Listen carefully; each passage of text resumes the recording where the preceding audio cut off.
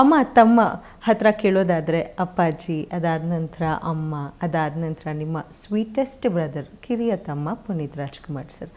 So ಆ ಕಳ್ಕೊಂಡಿದ್ದು ನಮ್ಮ ಇಂಡಸ್ಟ್ರಿಗೆ ಬಹಳ ದುಃಖ, ಬಹಳಷ್ಟು ಅಭಿಮಾನಿಗಳಿಗೆ ಬಹಳಷ್ಟು ಬೇಸರದ ಸಂಗತಿ. ಅವ್ರ ಬಗ್ಗೆ ಮಾತಾಡಿದ್ರೇ ಕಣ್ಣೀರು ಬರುವಂಥ ವಿಷಯ.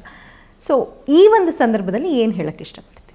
ಈಗ ಅವನಿಗೆ 50 ವರ್ಷ ಆಗ್ತಾಯಿದೆ, ಅದನ್ನೆಲ್ಲರೂ ಸೆಲೆಬ್ರೇಟ್ ಮಾಡ್ತಾಯಿದ್ದಾರೆ. ನಮ್ಗಂತ ನಾನು ಚಿಕ್ಕ ಮಗುದೇ ಜ್ಞಾಪಕ, ಅವ್ನಿಗೆ 50 ವರ್ಷ ತುಂಬಿದೆ ಅಂತ ಅನ್ಸೋಕೆ.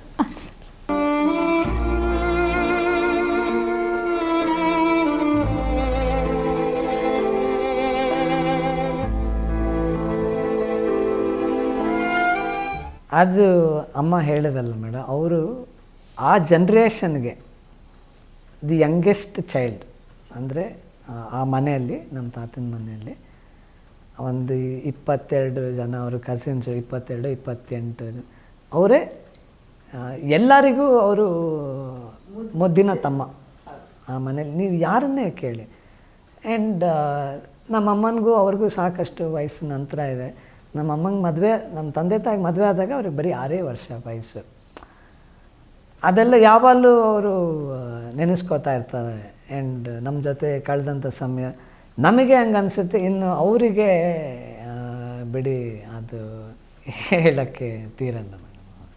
ನಿಜವಾಗ್ಲೂ ಅದು ನಮ್ಮ ಇಡೀ ಕರ್ನಾಟಕಕ್ಕೆ ಬಹಳ ದುಃಖ ತಂದಂಥ ದಿನ. ಹಾಗೆ ಇನ್ನೇನು ಕೆಲವೇ ತಿಂಗಳಲ್ಲಿ ಅಪ್ಪು ಸರ್ ಅವರ ಬರ್ತ್ಡೇ ಕೂಡ.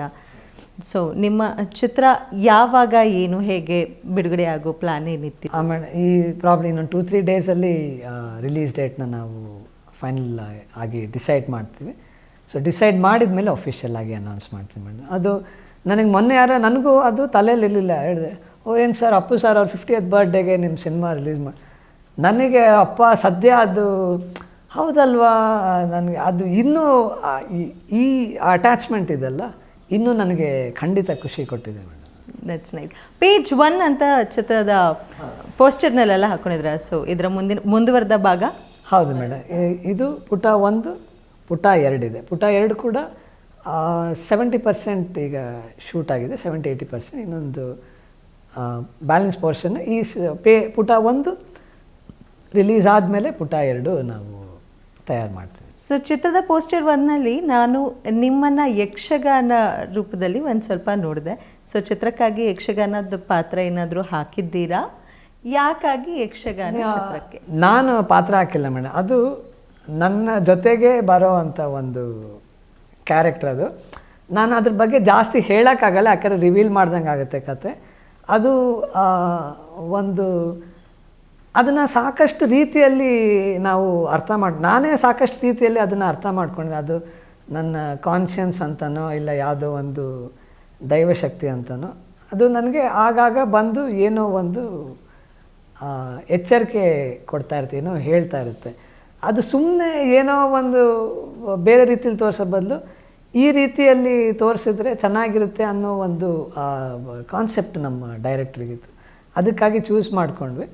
ಜೊತೆಗಿರೋದು ಅನ್ನೋದಕ್ಕೆ ಆ ಪೋಸ್ಟಲ್ಲಿ ಆ ಥರ ಜೋಡಿಸಿ ಮಾಡಿದ್ವಿ.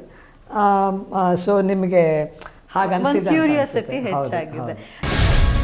ಗ್ಯಾರಂಟಿ ನ್ಯೂಸ್, ಸುದ್ದಿ ಖಚಿತ, ನ್ಯಾಯ ನಿಶ್ಚಿತ.